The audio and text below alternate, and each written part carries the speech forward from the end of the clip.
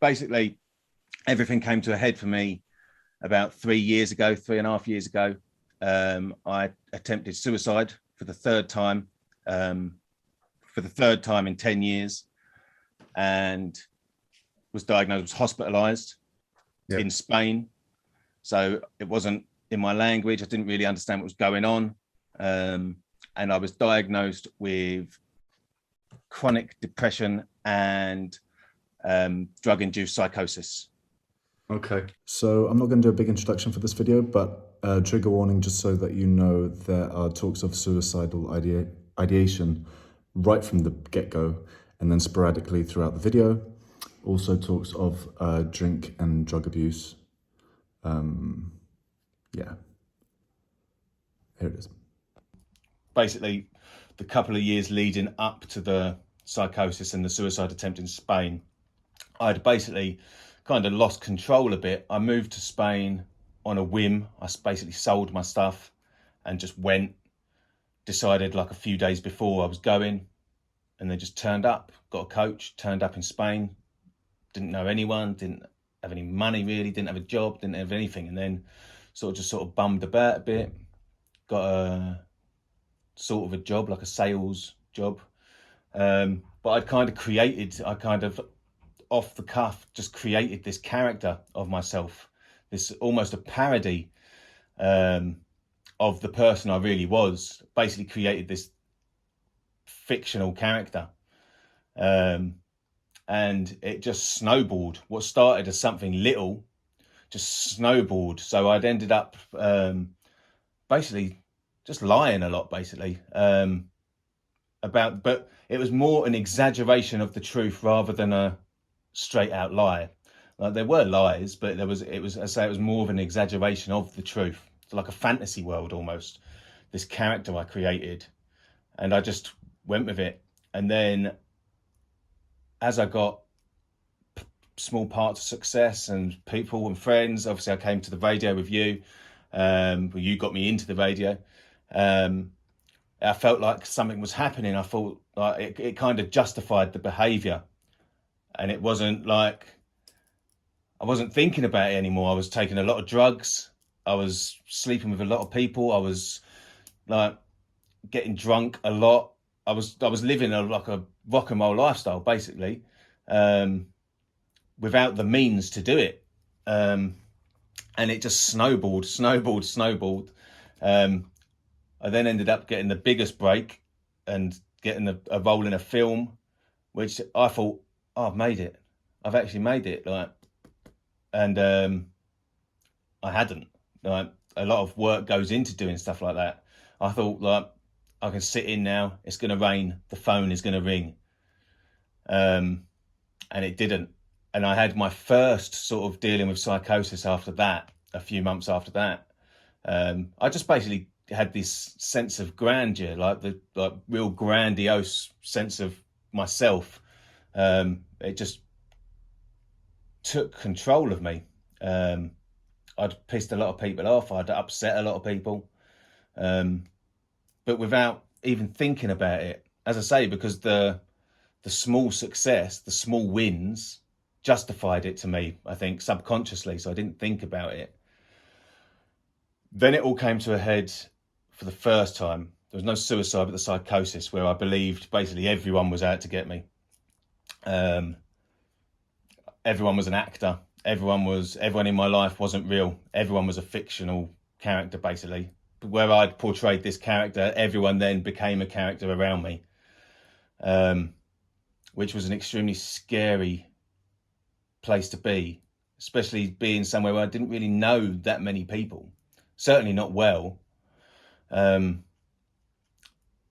that came to head. I had to come back to England, so I came back to England, but I'd met a girl over there. As is always the case, there's always a love interest in these stories. And I basically came back to England, tried to sort myself out a bit, but it was kind of a half-hearted attempt. I sort of let the character die a bit then, though. Came back to Spain, moved in with my girlfriend at the time, and got a job at Cell by Tel at a call center in Barcelona, which is what most of the expats do over there. Most of the immigrants work in call centres. So that's what I did. And I tried to let it go, but I'd ended up like I owed some people some money, like just sort of personal people I knew, an ex-girlfriend or an ex-love interest, a friend and stuff. And I'd kind of just, again, let it snowball. The character had sort of died a bit, but I'd upset so many people back then that I'd kind of, I was on my own. I had my partner and that was it. And she went away for a couple of weeks. And then everything snowballed. My son came to visit me over there, my eldest son. He went back to England.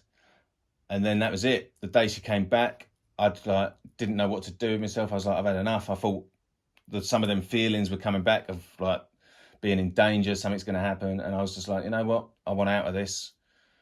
So I attempted suicide. So I cut my throat and my wrists. And then she came in the room. I thought she was asleep. She came in the room, tried to get out. And then there was this whole scene on the street, obviously, with an ambulance and stuff turning up. People turning up, climbing through the window. The fire brigade turned up to get the window off the building to get in, because obviously I didn't want anyone in there. And then the next thing I know, I woke up in hospital. And that was kind of it, really. And the hospital was a weird place over there. Hospital's not a nice place for anyone at any time. It was a strange feeling, and it's sort of never gone, really. I still suffer with it. I still have those feelings all the time, or a lot of the time. I still have those suicidal ideation thoughts, just things are sort of calmer.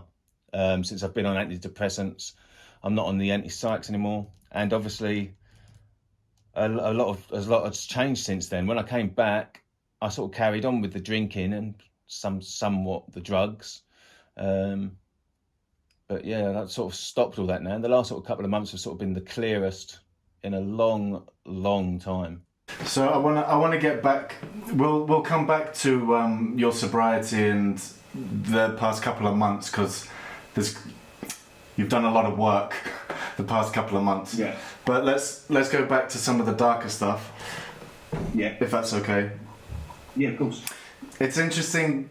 You talk about this character that you put on, or that you played or portrayed, because to anyone that maybe didn't know you that well, and I include myself in that, knowing you from the radio, you came across as just a very, and there's always the fucking way, but you came across as just a very happy, cheeky, chappy kind of person.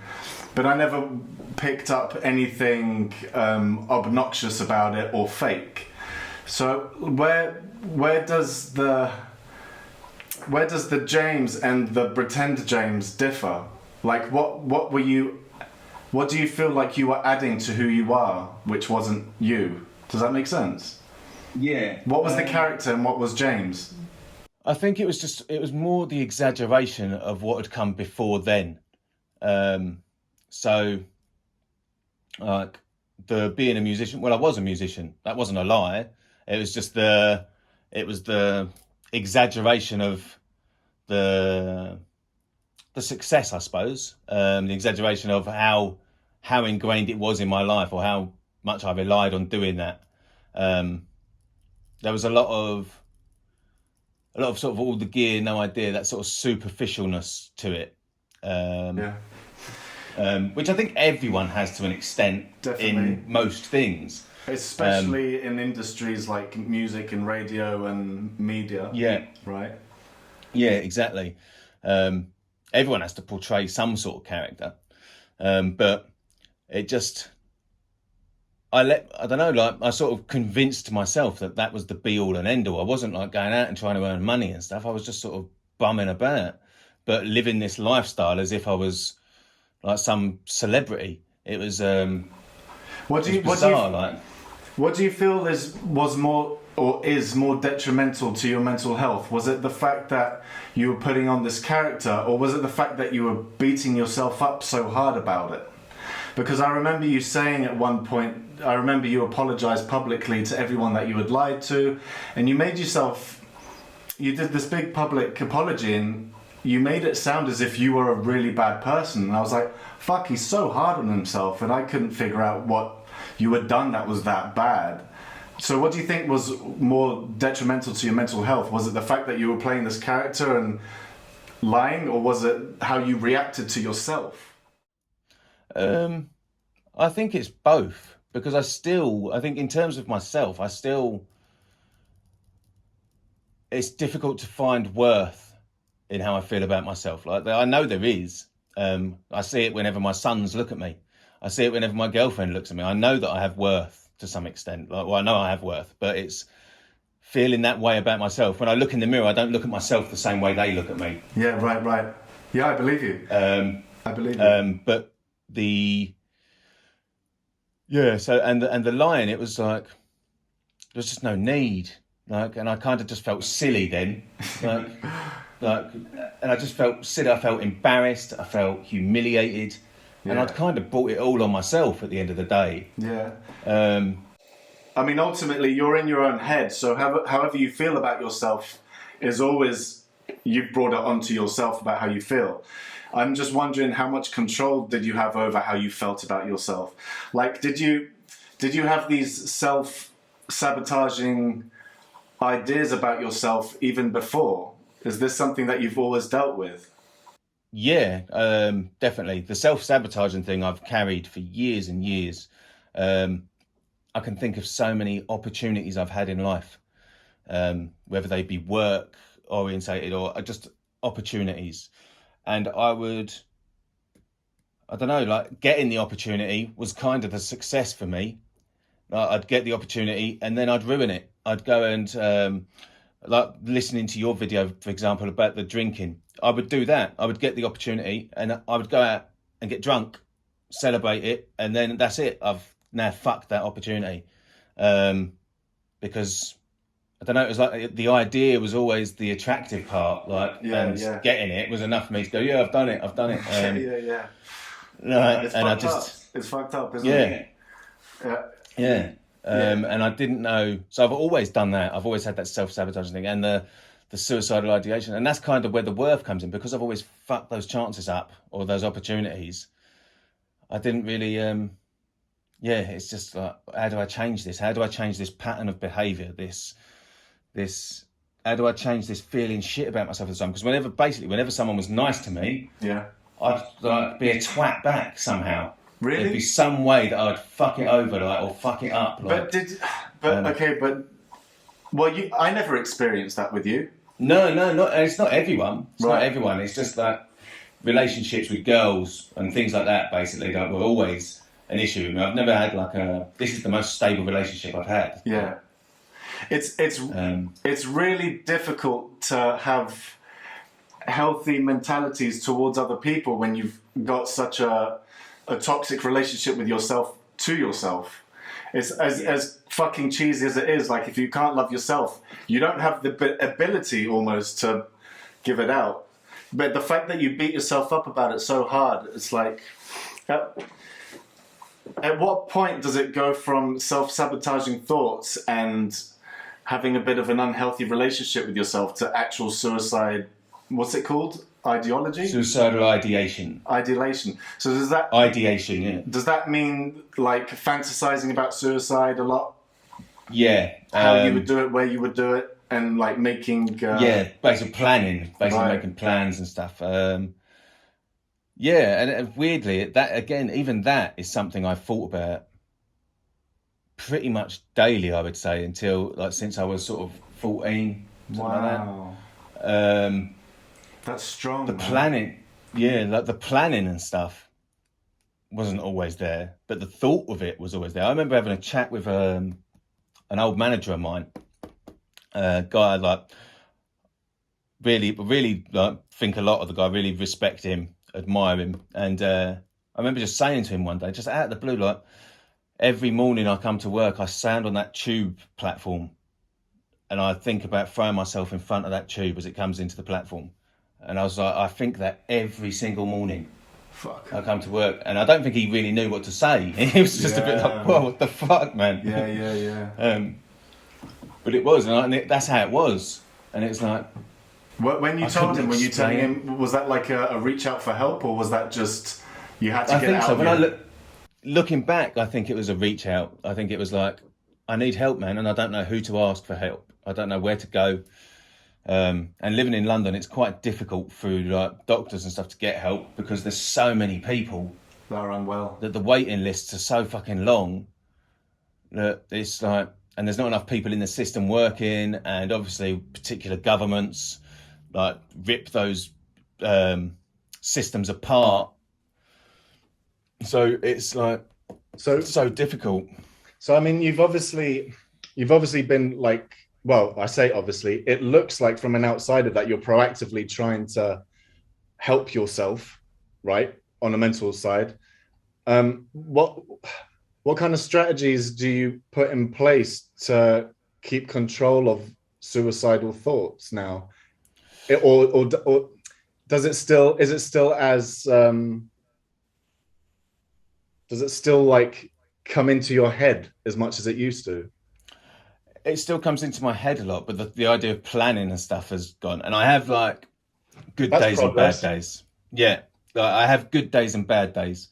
Um, but seeing how my girlfriend treats me, like, and how patient she is with this stuff has been huge. Um, and like having a second child has been incredible.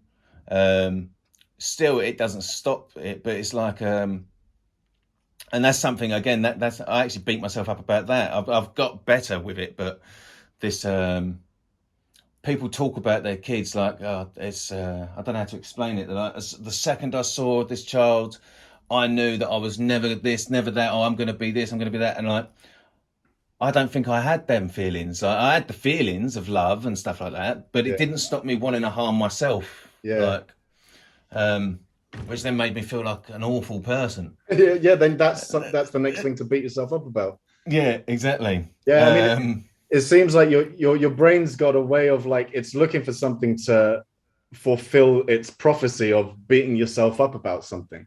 There's Yeah, like this detrimental pattern that you've got on loop. yeah, It's just finding different ways to project itself, sort of thing. exactly that. I think. By Um, but you're aware of that, so that's kind of keeps you one step ahead, right? yeah, you'd think so, but Hope so. that's yeah, but I think there's like there's something weird about that as well, like being like having the capacity to know what's going on. It's sometimes worse, I think, because you know you should be able to stop it, but you can't. Like, Yeah, it still manages to get through. it can be worse because then when you come to the realization that you can't control it, then it's like fuck. Yeah, It can be daunting. A quick example, just to go off track, when me and Briggy were talking about ADHD, and I made her, and she realized that because of the ADHD, she might never be able to fulfill a project that she wants to do without medication or something. I thought that would be helping her relieve the tension of not being able to fulfill a project, but it actually made it worse because then she was like, well, before I used to always have false hope that I'd be able to finish something, but now I just know that I'll never be able to do anything. And she actually fell into a depression soon after that. Once she realized it was the ADHD that had caused so much conflict in her mind up until that point. So yeah, sometimes being self-aware is an absolute bitch. Yeah. yeah. But I I think can it's actually go on. so go No, no, no. on. I can actually relate to that somewhat. In that, it's like with the depression thing. Like, there's part of me when I fall into the spells of depression. There's part of me that kind of enjoys it. Like, not necessarily at the time, but I kind of like. I want to hold on to it. Like, It's become your identity. It's part, yeah, you know it, you understand it. yeah. Like Jennifer's asked me before, like, you're trying to get better, and I was like, I don't know if I want to get better. Yeah, you Like, do. I mean, I do. I obviously Of course you do want do. to get better, but there's like, you It's feel it, like you're going to lose that medication as well. You feel like you're going to lose part of yourself somehow. exactly. That's exactly what it is. That's exactly what it is. A lot of people that have been depressed for such a long amount of time, and I'm sure you know this, that part of the fear of not being depressed is that they don't know who they are without it. Yeah. At least when you're depressed, you're in your comfort zone, which is so like bizarre for people to hear that haven't been depressed for extended periods of time. Yeah, That's exactly. kind of how it is. When was the lowest or the scariest moment for you? And do you, not that I want to know why, but can you look at it from a third person perspective now? And are you able to avoid getting back to that position? Yeah, I think so. I think I'll start at the end of the question. I think I'm able to avoid getting back in that position, purely because I think I have this sort of mindset now, particularly with the lying and the talking the truth and not being this this character. I don't need to be this character, and not only that, it's just a lot easier to. I got chills when you said shit. that. Because that's such a big part of self-awareness and growth. Yeah. Is knowing that like I am enough. This is who I am, and that's all you're fucking getting. Sort of Yeah, you know what I mean? I don't know if I feel like it's enough, but I definitely feel like, well, this is all you're fucking getting. And you might not feel like it's enough, but I like to think with time you'll get to that point. Yeah, definitely. Yeah, because I'm definitely more accepting of my position and my place in the world and than I was. And there's lots of time to unpack past traumas and understand why maybe you've got these, because it seems like part of your coping strategy is to beat yourself up a bit. Yeah. Which is like, it's the wrong way around, right? Yeah. Yeah. And in being at my lowest. Yeah. There's been more than one time, but obviously going back to the last time, actually, weirdly enough, it wasn't when I tried to commit suicide the last time, and it wasn't straight after.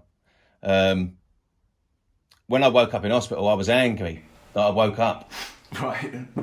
And when I did it, I'd accepted that that's what I wanted to do. So I didn't feel low in that moment. I actually felt kind of elated that I'd done it. Fuck. Which is mental. Yeah, but the lowest. Strong stuff. But probably before that, the first time I came back from Spain, that was one of my lowest. When I felt alone, when I felt humiliated, when I felt embarrassed, when I'd put that big public apology up to everyone, and that's certainly my most recent lowest moment, because I didn't know where to turn. I didn't know what to say. I didn't know who to talk to. I felt like I'd let everyone down, myself, like I'd been a shit mate to some people. I'd been this, I'd been that, and all I could see was the negative. There was no positive. And that was difficult to get over. And I'm not entirely convinced I'm over it now. Like, as I say, there's still aspects that I'd sit and think back on, and I'm like, why did I say that? Why did I do that, sort of thing? Yeah, of course. And like rerun things in your head over and over. I should have said this. I should have done that. I should have.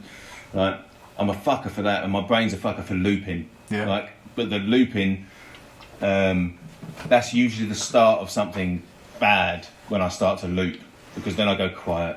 I'll retire to a different room. I'll want to be alone. Yeah. And being alone with my thoughts is not the best place to be sometimes. Like. Yeah. But it's kind of where I want to be in that moment. Do you recognize now if your mind starts, like you said, looping or having negative thoughts? Can you kind of catch it like, oh shit, I'm going down that path again? Like this could potentially be going down the psychosis thing, or like, am I thinking clearly now? Like this is unhealthy now and I need to, change my frequency, sort of thing. Yeah. So there it is. I'm not sweating as much as I thought I was gonna. Sometimes yes. Particularly, I don't think there's certain times of day and stuff about it, but sometimes I can definitely realise that I'm going down that rabbit hole is fast approaching and I'm about to fall down it, basically. The looping thing, I'm definitely getting better at that, ignoring the looping. Not ignoring it, but kind of letting it be, letting that thought sit with me, pass, Yes. and move on to something else. Yeah, I mean, a lot of people have negative, or really, you can have negative thoughts. It's just then allowing it, right? It's okay to have a negative thought if you don't act upon it in a negative way, I guess. Exactly. But it's fucking hard to do. It takes work. And I've spoken to people about this, and they're like, yeah, but I can't control my thoughts. And I'm like, yeah, that's okay. But it takes work not reacting to it sometimes. Yeah, exactly. It's hard. Controlling your actions is far more important than controlling your thoughts. Yeah. I remember the first psychologist I had in the first batch of therapy. He goes, I don't have any idea how they work this out, but apparently we have 2 thoughts a second. Okay.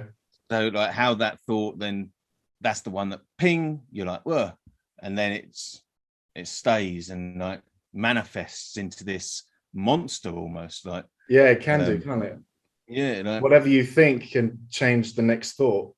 It can set the mood. Yeah, exactly. But it happens with good stuff as well. It's like if I ever play the lottery, I've spent that money in my head before the draw. Do you know what I mean? I've spent the 3 days building up to the draw, however many hours up to the draw. All I'm doing is thinking about being a millionaire and spending that money. This is why gambling is so addictive, because whether you win or lose, you're still getting a buzz from it. Yeah, exactly. Fucking crazy. How do you think your internal dialogue is now compared to a couple of years ago when you're in a real shit place? I think it's better. It's not perfect. I think I think there's still a lot of work to do. I think there is a lot of work still to do, but it's definitely better. I definitely see more positivity. I've always been one for seeing beauty in things anyway. I'm quite a soppy shit like that. But the positive side, because I'll find beauty in the macabre sometimes. I think what people do, but I love it. Definitely. I'm like, that's disgusting. I love it.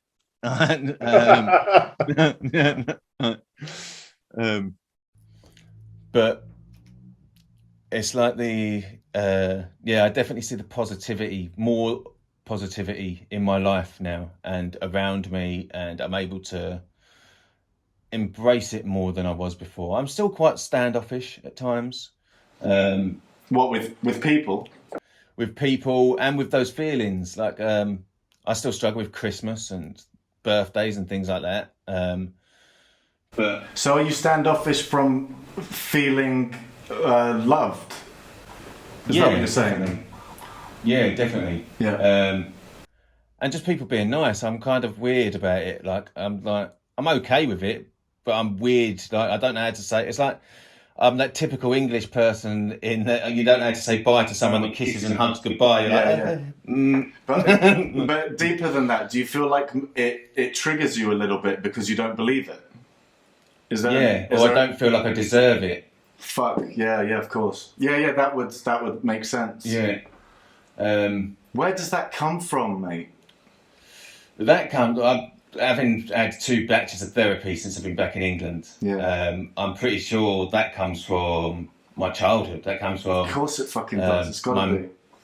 Yeah, my mum abandoned us when we were kids. Yeah. So you while she ran off, and I've never forgiven her for that, basically, and that's stayed with me my whole life. She's always picked men over her kids, and those things have stayed with me, and that's also contributed to my relationship with women, because the woman that was supposed to be the be all and end all in my life not only treated me like shit, but she let me see her get treated like shit all the time. Yeah. So it's kind of like, that's how women are treated, I suppose, is it? Yeah, and it's difficult because that then feeds into your absolute core values.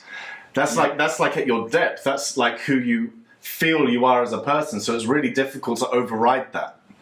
I had therapy last year, and because I had everything in life seemed to be fine, but I still had this anger towards my mum for certain issues, and it's like I just still had mummy issues, and it's like I've got mummy issues bad. yeah. But like a lot of us do. It's just then what degree of bad was it? And some people have it really bad.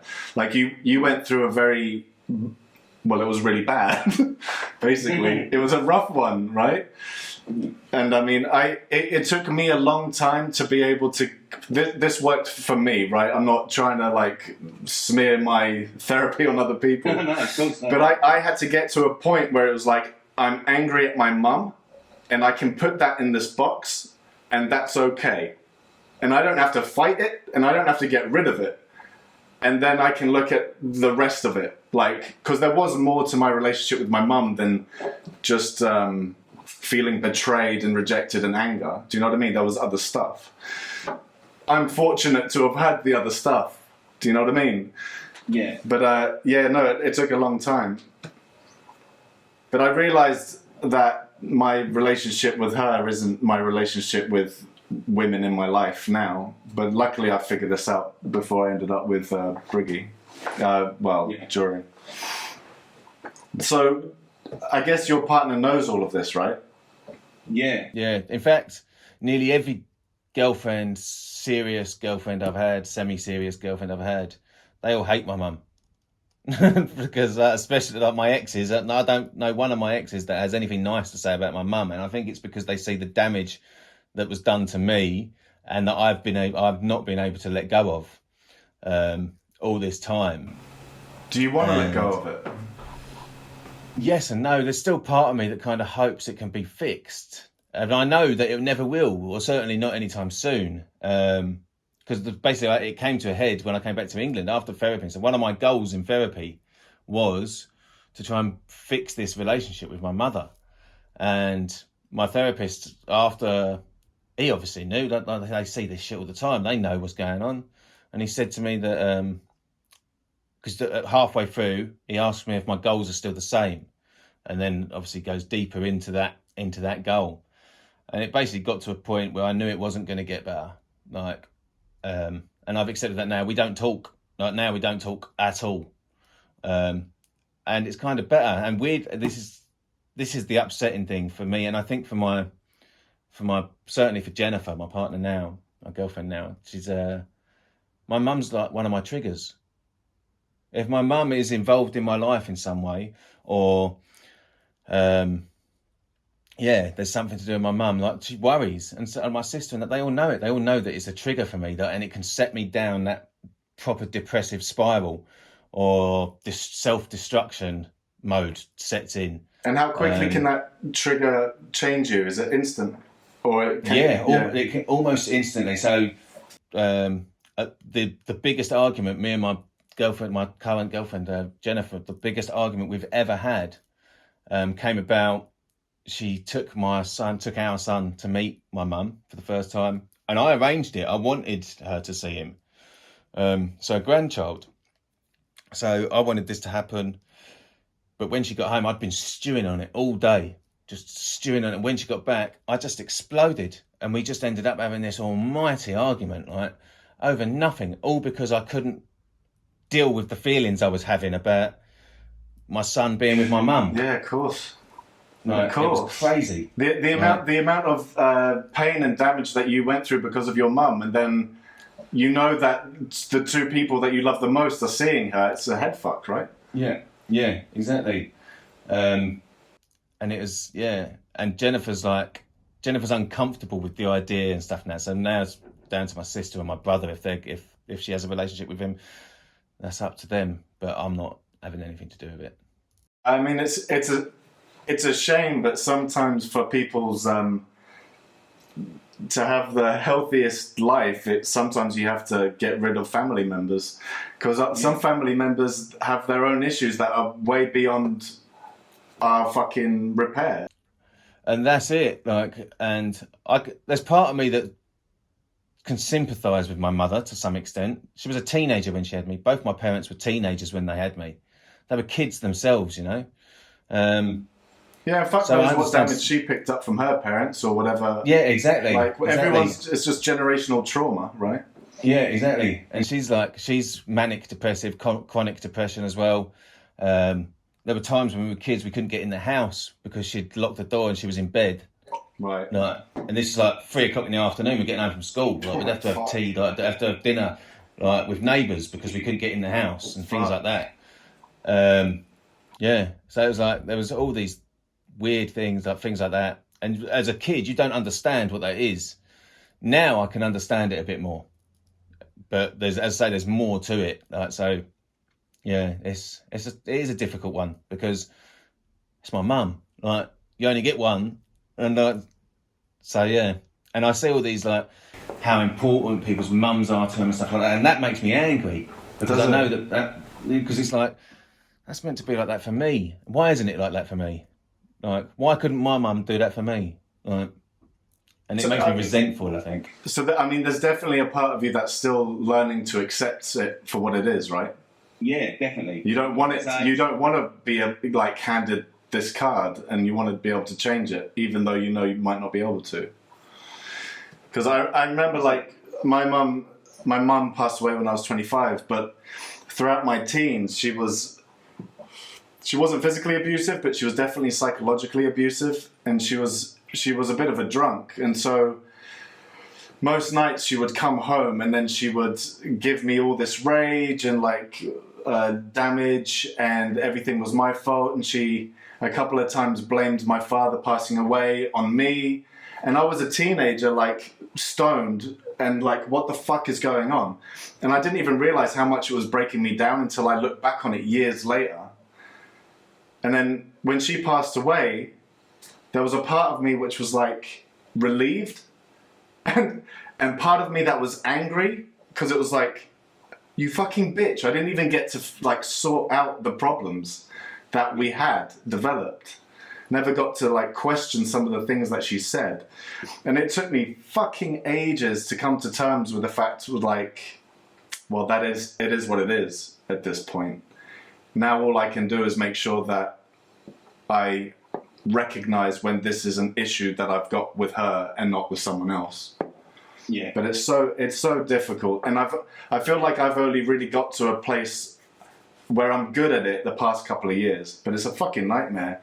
It's a minefield, because in your brain you trigger so quick, you don't have time to unpack what the fuck it's coming from. It's super difficult. And I'm so quick in my change of moods as well, so where it triggers and I get angry, I'll split, blow up, explode. 30 seconds later, I could be giggling again, or laughing, or it's like that mood's gone up, down, up, down, up, down. Right? Yeah, and like for me, I used to trigger and get angry at usually a partner or somebody close to me. It really had nothing to do with them. I was being transported back to when I was a teenager. I was triggering at my mum, but I'm feeling shame and I'm feeling blamed from my partner, which isn't true, but I'm hypersensitive, so I feel it. And I'm reacting to my mum and not my partner. But of course it comes out like that. And then a few minutes later, I'm trying to laugh it off because anyway, I've gotten a lot better with my anger. Okay, so let's talk about sobriety and lifestyle changes. Yeah. So when did you get, so what's your kind of life history in terms of alcohol and drugs, if you're happy to say about all of that? Yeah, of course. And then when did you decide to get sober, and how has it been? Yeah. Okay, right. So grown up around alcohol, from birth, like alcoholism runs in my family, on particularly on my father's side. So we was in pubs every weekend as kids growing up. The first time I ever got drunk, and this is going to sound mental to people, but the first time I ever got drunk, and I mean like seriously wasted, I was like 5, and it was at my auntie's wedding. And basically I went around minesweeping, like basically as people put their drinks down, I was slipping up to the table and fucking necking it. As like a 5-year-old. Nice. I got so drunk, so paralytic drunk, I shit my pants. And I was convinced there was worms in it while they were trying to clean me up. No. So I was screaming, "There's worms! There's worms!" And yeah, that was the first time I got drunk, and then obviously going to school, getting regularly drunk. I started getting regularly drunk probably about 12, 13. Going to the park, getting drunk, going out with mates around someone's house. I also started smoking weed about the same sort of time. And then, I took my first E when I was like 15. Did my first line of gear when I was 16. And then, I joined the army, and then it kind of stopped for a bit, but I was still getting smashed. Like, my relationship with alcohol has always been a bad one. Like, 'cause it's always been, I thought that was how you had fun, because that's what I'd seen all the adults around me doing. So I've always like associated having a good time with basically getting blind drunk. And so like my relationship with alcohol's bad. It makes me impulsive. I become like, I don't know. Yeah, it's bad, inappropriate. I turn into an arsehole, like a complete and utter arsehole. There's like a level though.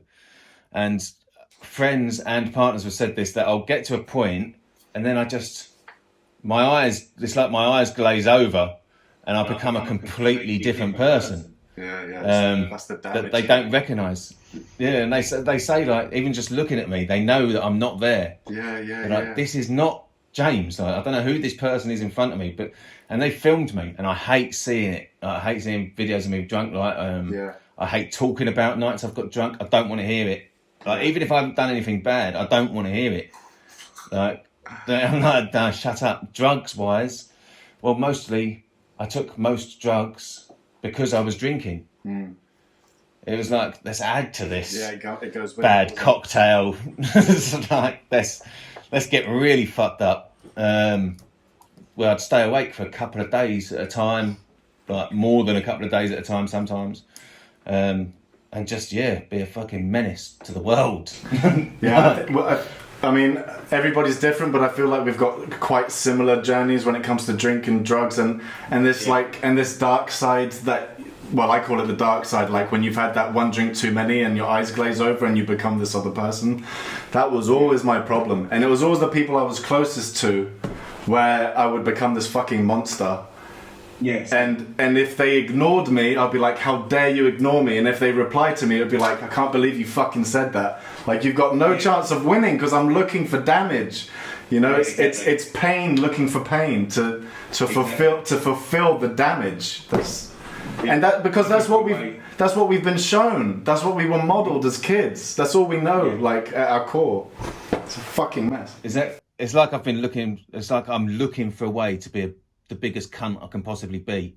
Basically, like, to be the biggest arsehole I can imagine being. That's what I'm going to go out and do. But if you can imagine as being a kid, being rejected or, unintentionally treated badly by a parent, we end up associating that with that's what love is. So then when you become an adult, you're the way that you are is all twisted.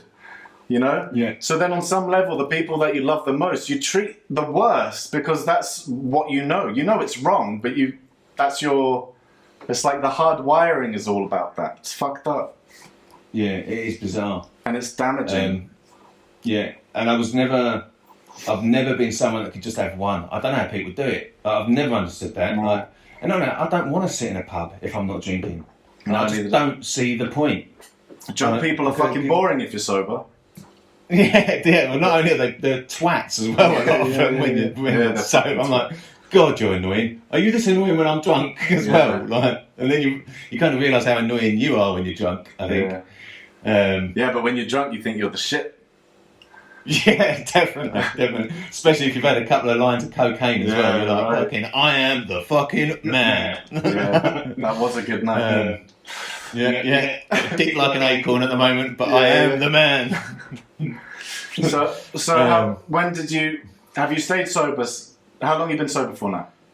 So now I'm on, today's actually day 76. Amazing. So it's over 2 months. I actually watched a TED talk on alcoholism the other day, and they were throwing some crazy numbers about, which has kind of motivated me a bit more. And they were saying that this guy was saying it might only be in this state or in America or wherever, but he was like only 5% of people that seriously give up alcohol get to 90 days, and then only 5% of that 5% reach 2 years.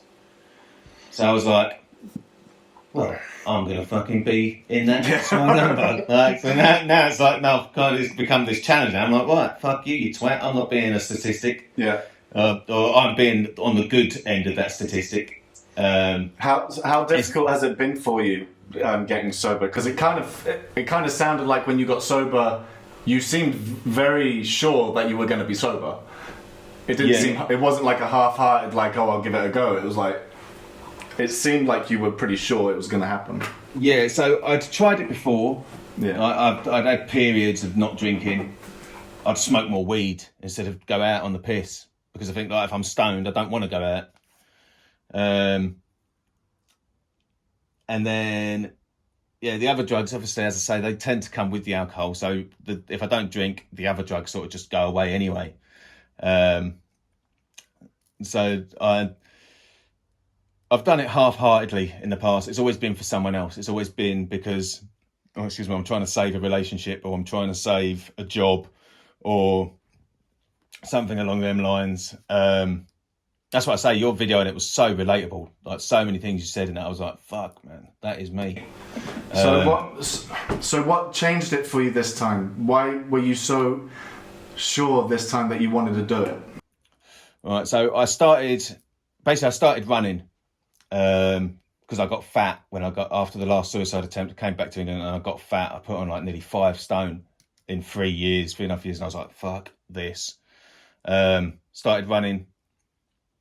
I was still smoking and drinking. I was hungover for the first 12 runs. I was hungover for at least 6 of them. And I was like, this is no fucking good, man. Like, it feels shit going for a run when you're hungover. Like, there is nothing fun about it at all. When people like sweat it out, I was like, fucking, oh God, just bury me, please. Someone just fucking shoot me in the back of the head now and put me out of this misery. Like, and I get back, so I was like, I'm going to give up smoking. I'd already decided I was going to give up smoking. And then I was like, well, I might as well do alcohol as well. And it was just a challenge. It was 10 days. I was like, I'm going to do 10 days. I was like, that seems like a manageable amount of days to do, 10 days. So I did the 10 days, and every day of that 10 days, I was like, I can have a drink in 9 days. I can have a drink in 8 days. I can have a drink in like all the way up to the day 10. And it got to day 10, and I just didn't want to drink. I was like, I don't actually fancy having a drink. And I don't really, there's no point just drinking because I said I can. And what's the point in that? So I was like, I think I'm going to do another 10 days. And I actually messaged you. And I said, I've done 10 days. I'm feeling like I should just do another 10. Like, I don't really, like, fuck it, I'm going to do another 10. So then it sort of snowballed. I wasn't drinking, and obviously smoking and drink go hand in hand. So that was partly why I didn't drink to start with, because if I have a beer, I'm going to smoke. So then it got to like 20 days. I was like, so I still wasn't saying that I'm giving up forever at this point. And then about 30 days in, about a month, so just over a month ago, for the first time, I said, like, my sister was saying something about going out for a drink. And I was like, nah, I don't drink anymore. And that was like the first time when I said it, I was like, you know what, that sounded fucking good. Yeah. Fucking control. And the more, and the more I think about it now, like, the more I'm like, especially when Mackie Ray, my youngest boy, is up at fucking 5 o'clock in the morning or whatever, and I don't have a hangover and stuff. It feels good. It feels really good, like, to wake up on a Sunday and not want to order a Domino's and drink 18 litres of Coca-Cola. How much of a positive influence has that had on your mental health then, would you say? Loads, particularly, and it's getting better. I feel like I can notice the difference daily at the moment. There's something, particularly with the running as well, the getting fit, going to the gym, like losing weight. Like, it's like a whole package, like Pilates. I tend to pick a lot of classes that middle-aged birds like. Middle-aged women like Pilates and spin cycle. That's That's Me how and Julie that's how from I Check got Out 9 bigger. are smashing it. That's how I got a big following on TikTok, was middle-aged women. That's all it was. Yes, I've enjoyed that. Pilates, I love my Pilates class. The instructor, she makes me laugh so much. I think she's amazing. And like all the other people and all the other women in the class. Although there's one other guy who comes on a Monday night, and another guy's just started on a Monday. So there's 3 of us now, and I'm kind of upset that I'm not the only guy in the class. And I'm like, what are you doing? You're cramping in on my class. Get out of my class. Yeah. Funny. But no, yeah, and yoga. I say I'm on the verge of taking. I did a couple of yoga classes, and then the gym cancelled it indefinitely. So I've now got to find another yoga course to do. Have you looked into meditation and that sort of stuff? No, not so much. Obviously, I did some of mindfulness. I've done obviously through therapy and stuff, where you sit there, think about your bum in the seat, your breaths, how many breaths, and think about your feet and all that. But doing it by myself, I feel a bit of an idiot. Like I prefer to be guided. There's an app called Calm. You might have heard of it. Yeah. It was actually I could have had 6 or 12 months free with my new phone plan with Calm, but I picked Audible instead. Fair. Audible's pretty good. There's guided meditations on there, which is so I've started meditating about. I've done bits and bobs, but I always struggled with it, especially with my ADHD, to focus. But then I understood that it's not about focusing, it's about allowing your thoughts to do whatever. And I think part of the problem is it's got such a cheesy reputation. But with the guided meditation that I do, it's really easy because it's like they're in my fucking head. They're saying like, and if you're thinking about something else, don't worry about it, just let it pass. And I'm like, oh, okay, yeah, you're right. And after doing it for a few weeks, I've had a few moments now in meditation where it's quiet in my head, but it's completely quiet. It's like silent, and I'm like, oh shit. It's a really fucking trippy experience. And it was like, when you come out of it, you feel a bit like, oh yeah, I get it. But you get the similar benefits from yoga anyway. I've got 2 questions for you. Karl Marx. Like someone struggling with chronic depression, suicidal thoughts, psychosis, what would you want someone to know, to understand, to help them understand what you went through, what you're going through? Does that make sense? Yeah. Obviously, there's the cliche, like, feelings pass. They do pass. It might take a lot longer and it might not feel like it in that moment, but I promise you, it will pass. Taking that step to kill yourself, people always say, well, what about the other people in your life and stuff? Well, I think that's the wrong way to look at it, because you're not thinking about other people in that moment. No. You're past that boat. Yeah, exactly. Fuck other people. Yeah. And the problem's a bit deeper than other people at this point. Yeah, exactly. Yeah, it's a shitty thing that people say, like, oh, it's selfish. It's like, yeah, you don't get it. Yeah, exactly. We don't like ourselves already. Cunt. Yeah, exactly. And yeah, it is selfish, but that's the point. That is the point. Like, it's like fucking. That's what I'm trying to get out of. Like, yeah. I would say, whatever you've done, someone's always done worse. Yeah.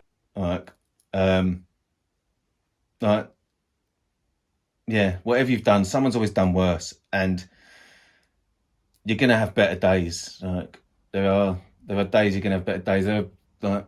As anyone, I don't know, with the exception of rock stars, has anyone benefited from killing yourself? Like, do you know what I mean? Like, you're not benefiting yourself by killing yourself. Like, there's a lot of world to see, there's a lot of places to see, there's a lot of people to meet, there's a lot of things to think, You never know. Your football team might win the league one year. Yeah, like these things that you never think of, but in those moments, they will make you so happy that you forget about it. You might have a child, and you'll see that child might make your life a living hell for a day.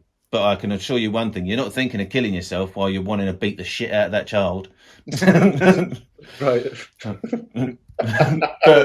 but like there's something special about that. Do you know what I mean? Like, So what do you think was it that gave you hope then in like those really tricky times when you after the attempted suicide and everything?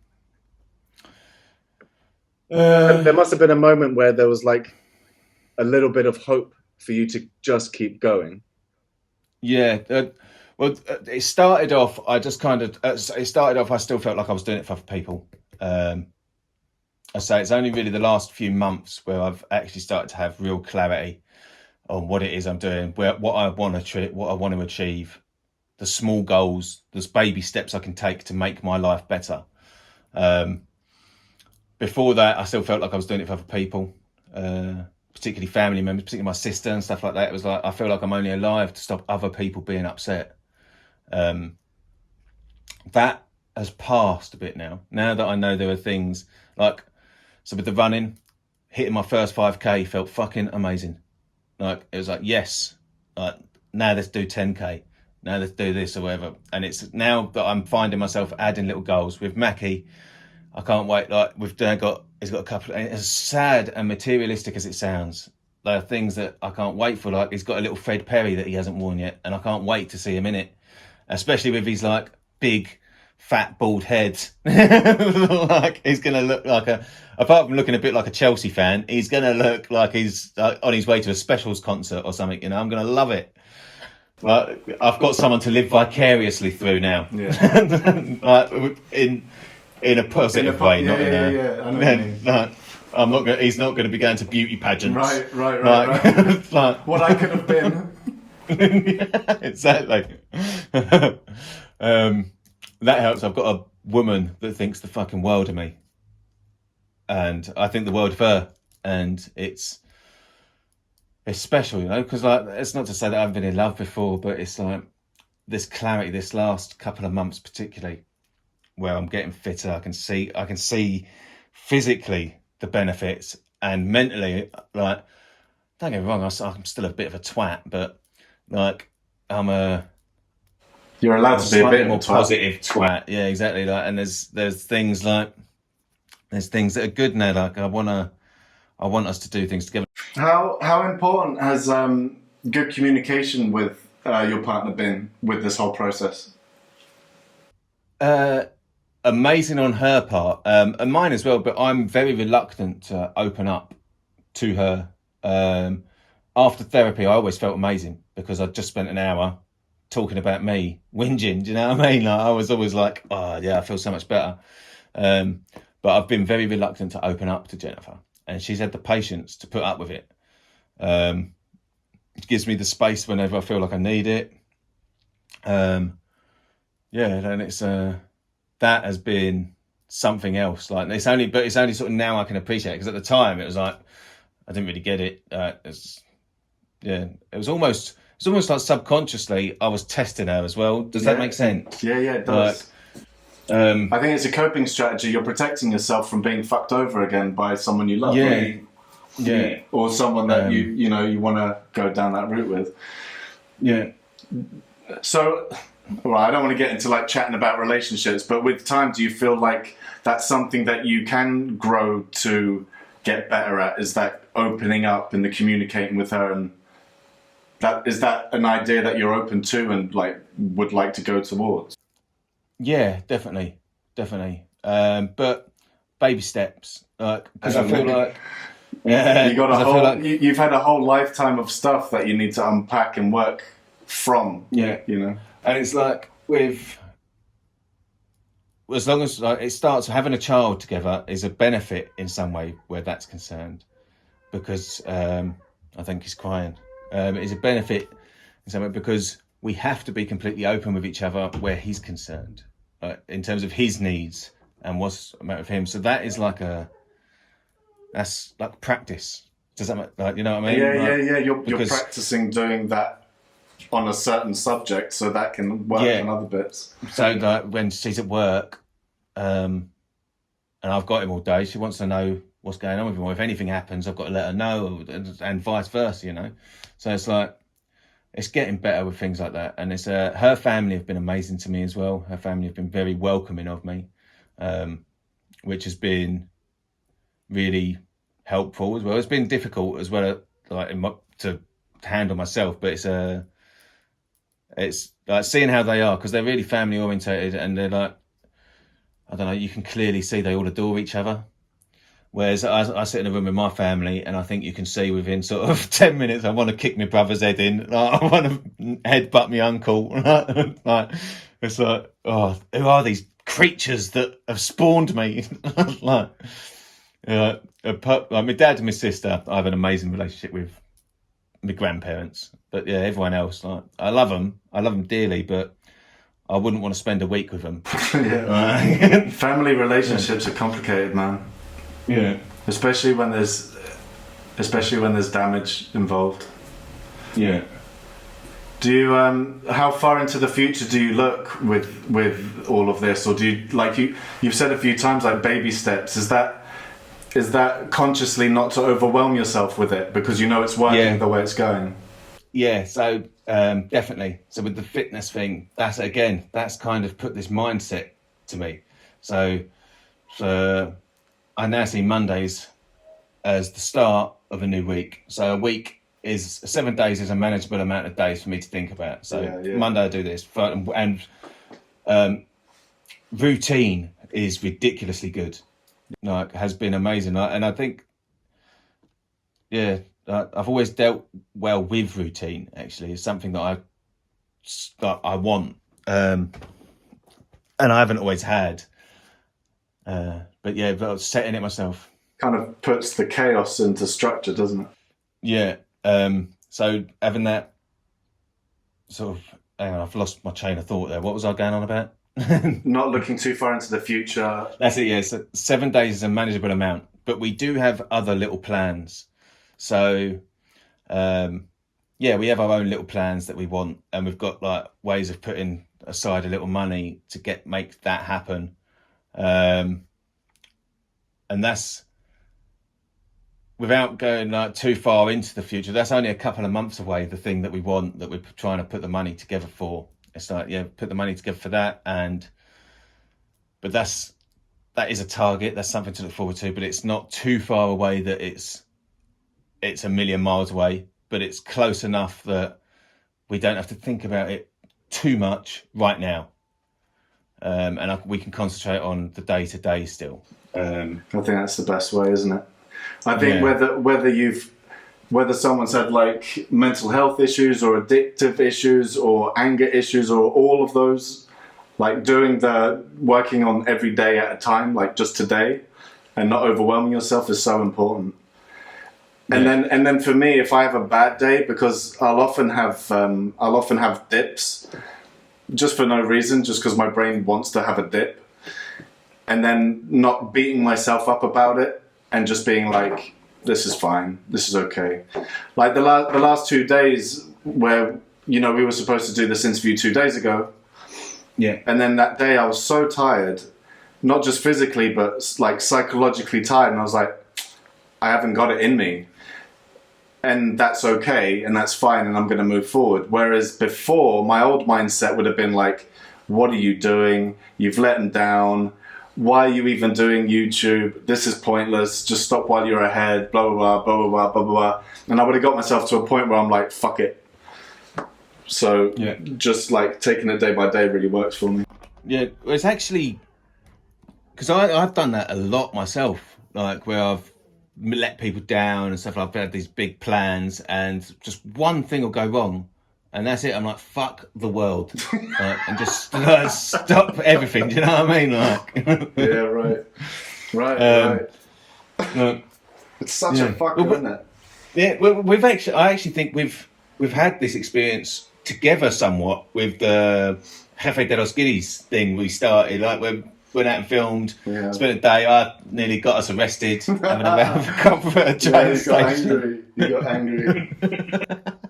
And then we just kind of, neither of us just progressed with it. We're just like, fuck it. Like, Yeah, no. it was a shame, But it was- wasn't it? And at the time, for me, it was a bunch of things as well. But my ADHD definitely has a pattern of starting things with best intentions and then going, oh, no motivation for that anymore.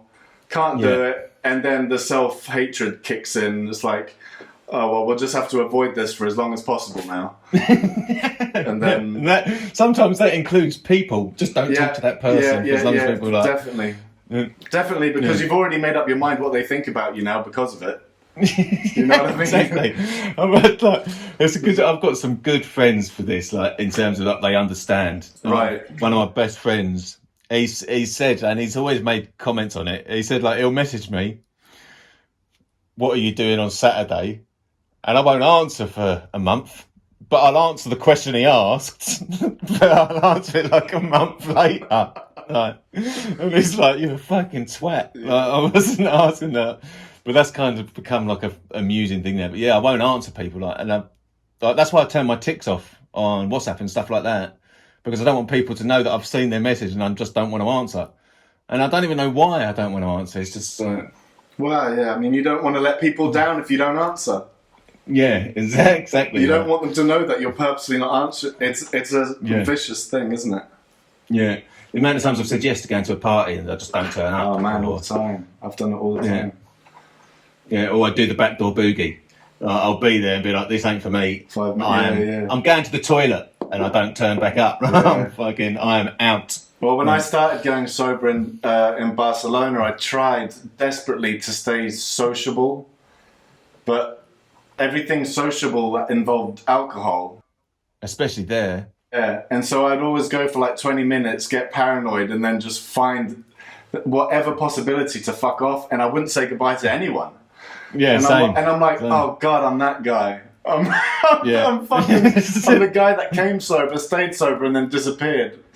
But I've had to come to terms with that. Like, that's just, that's my new life now. It's so fucking weird being sober this long now and being like, oh, this is it. This is who I am. I don't know if about you. Let's get going back to the alcohol. Like with being anxious about things like that. Something I would often do with the self-sabotage, I'd get fucked up before the party. And I'd turn up to the party completely out of my mind. Sometimes not even knowing I even went to the party. I'll wake up the next day and have no idea I'd even been there. I had a night in Barcelona with Vincent, and I had about 20 people back to my house. I have no memory of it whatsoever. I had no idea they'd all seen my house. I actually said to him a few weeks later, I was like, I'll come round mine if you want. You ain't seen it yet, have you? He was like, what are you talking about, your mental case? I was sat in your living room for 4 hours like 2 weeks ago. I was like... I remember when you went off all your socials, except your musician one on Facebook. Yeah. And I remember because I hadn't heard from you in a while, and I couldn't see you on any of the socials. I was like, fuck, I need to find him. And then I messaged you on your musician page just to check that you were all right in a weird way. Yeah. And I was relieved when you replied, because I was like, well, you don't know, do you? When you've got a mate that you know is struggling with mental health, and you're like, you don't know exactly where they are. Exactly. And I mean, I didn't know until today, or at least I didn't remember until today, like how bad it was that where you got to, you know. It was crazy. Bad is the wrong word, but like how strong it was getting. Yeah. And I'd say that I'm like, for anyone else as well, like that watches this, that struggles, there are going to be days that are going to be shit again. Like you've said it yourself before in like previous videos and stuff, but there are going to be days that it's going to be fucking hard, and you're going to want to quit, and you're going to want to give up, and you want to go like slip back into an old habit. Yeah. But it's about, I don't know, remembering why you've started to get better. Like, get better. Yeah.